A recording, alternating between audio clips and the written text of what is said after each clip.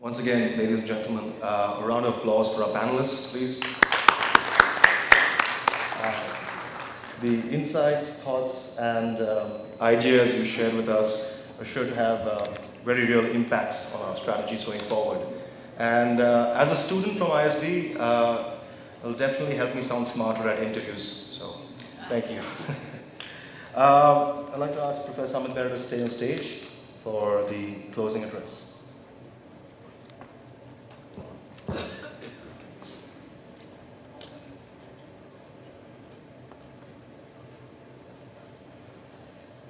All right, so it's now time to call an end to this conference.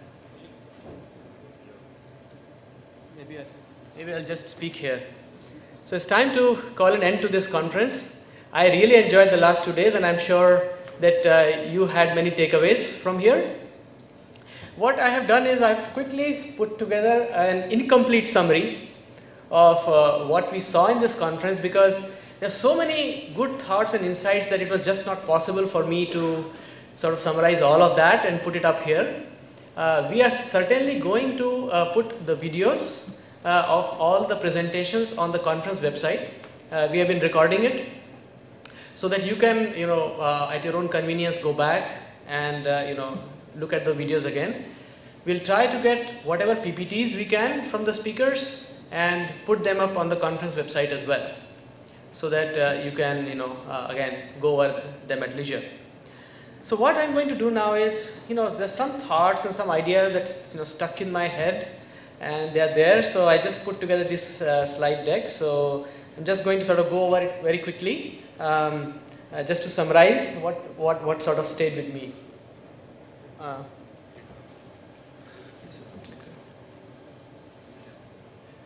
So, I would classify the talks that we had, like 3 of them as really as vision statements, and obviously Rajan Anandan's talk and Ajit Balakrishnan's talk are very much in there, in that category. And I think what Rajan really said, he said a lot of things, but what he was really saying was that, the main thing that is holding back the e-space in India is basically the bandwidth issue. There's one thing that stayed with me, and he also said that, this is something that is not going to stay for long. As in India, we find solutions for everything, and we will find a solution for this thing as well. It's only a matter of time. And then he was also talking about the size of the e-commerce market in China, which is like maybe 10 times as big as it is in India, or maybe more.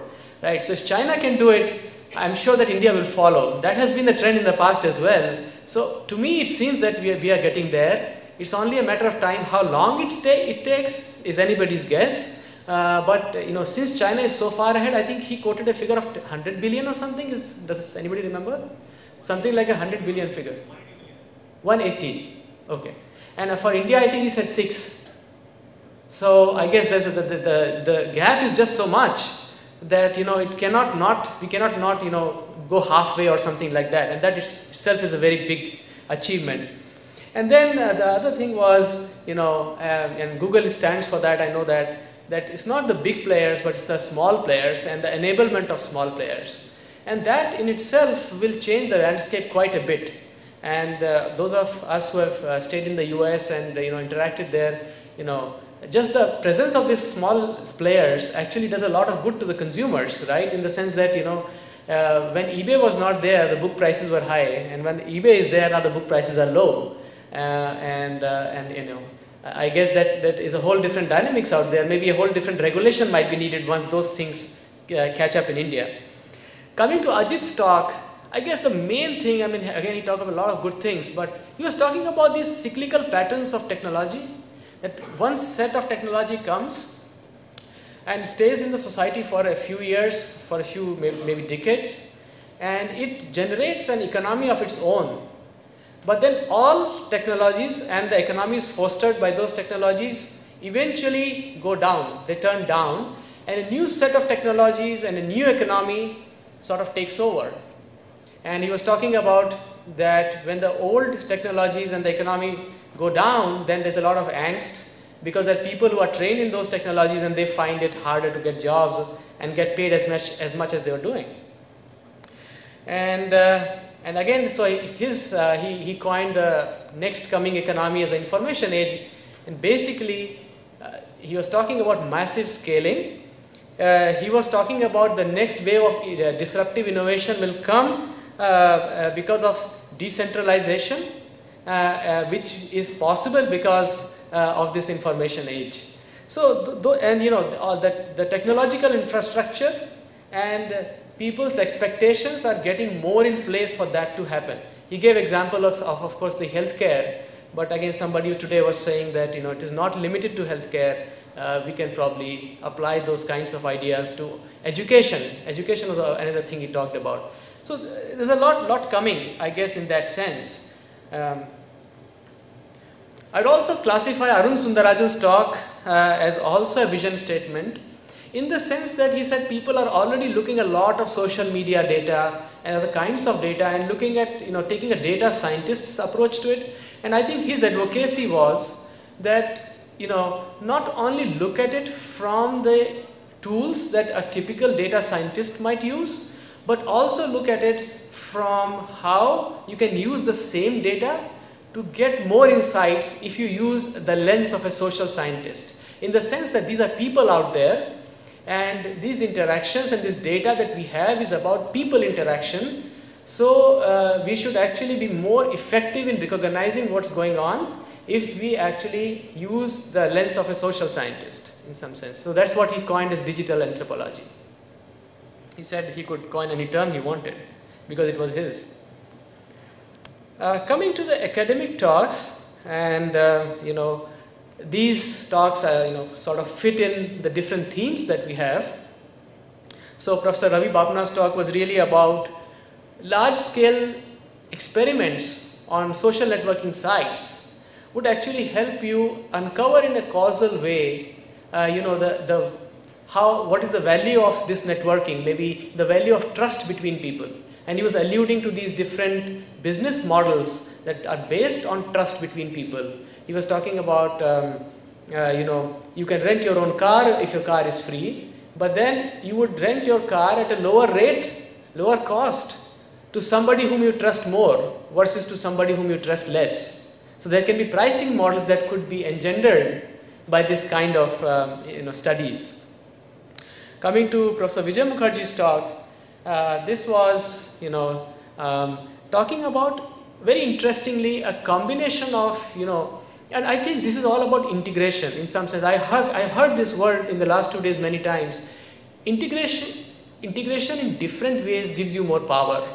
And in this case, Professor Mukherjee was talking about integrating data analytics, then using it to make better decisions, so decision analytics, and then also real-time feedback. Professor Ghosh talked about a lot of things. He had 8 different researches that he summarized. And basically all of these were a bunch of ideas on how to improve mobile advertising, and you know, you can have your own favorite idea. I really like the one where he said that, you know, could we figure out that what should be the distance of somebody from the store, and depending on that distance you would get the extent of discount. And one of his results was that, you know, 1 kilometer away it means 10% discount, so for every 100 meters it has to be 1% discount. And obviously he said it changed from product category to category. I'm sure that, you know, in coffee versus, you know, a dinner, a lunch or a dinner, it would be different. But then this was just interesting in itself, that, and you know, real-time business models that was changing the value of coupons that are served to customers could come out of that kind of research. Professor Shmueli also talked about social media data and you know, measurement issues and problems with how you collect them. And we had a host of insightful ideas from the panelists that we had. Overall, you know, I would like to point out here is that, you know, I want to close with 2 thoughts now. Number one, you have seen that, you know, given that there is good data and good problems available from the industry, academics can do a good job in basically putting that data together into different kinds of deep analysis, which can perhaps go back and help the industry. And at the same time, it can help the academics develop a deeper and correct understanding of what is going on in the industry, and that in the end comes back into our teaching and adds more value to the business schools. So I would suggest that you have seen this, and you will have a chance to relive some of this through the videos. Think about it. If you have a problem that you feel that we as academics could actually help you solve, then feel free to write back to Sritni, and we will get back in touch and try to help you in whatever way we can. Finally, I would like to leave you with this thought, which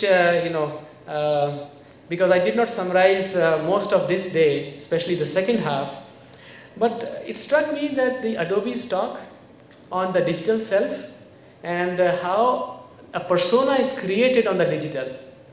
But this persona is fragmented across different sites, right? Because today people are using more and more sites.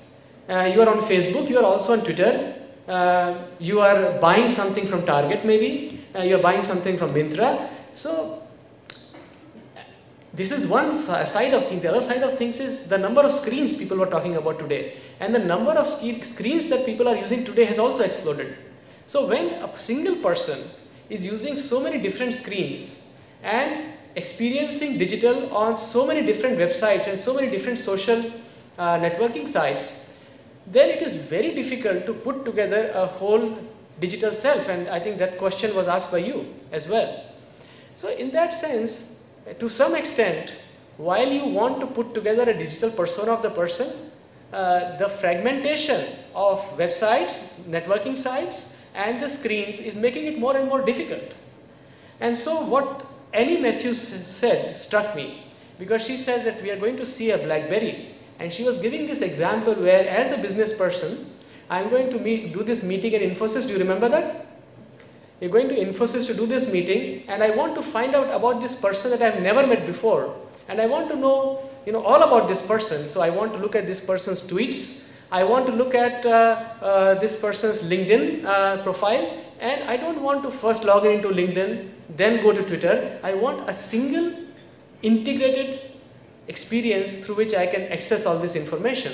So to me, it looks that this is just my thought, and it may be right or it may be wrong, but I'm just thinking that maybe this kind of integrating sites, we have platforms like Amazon which have integrated the experience of retailing in some way, right? Because they started as the world's biggest bookstore, but then they expanded into different categories, just integrating the customer experience across different categories.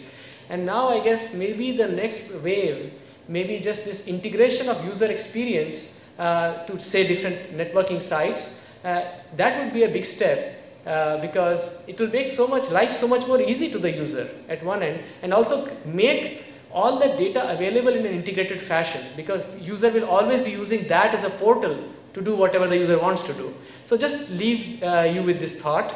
And now this was sort of my closing. Now I would like to invite Vinay and Rima to give the vote of thanks for this conference. Thanks, Professor.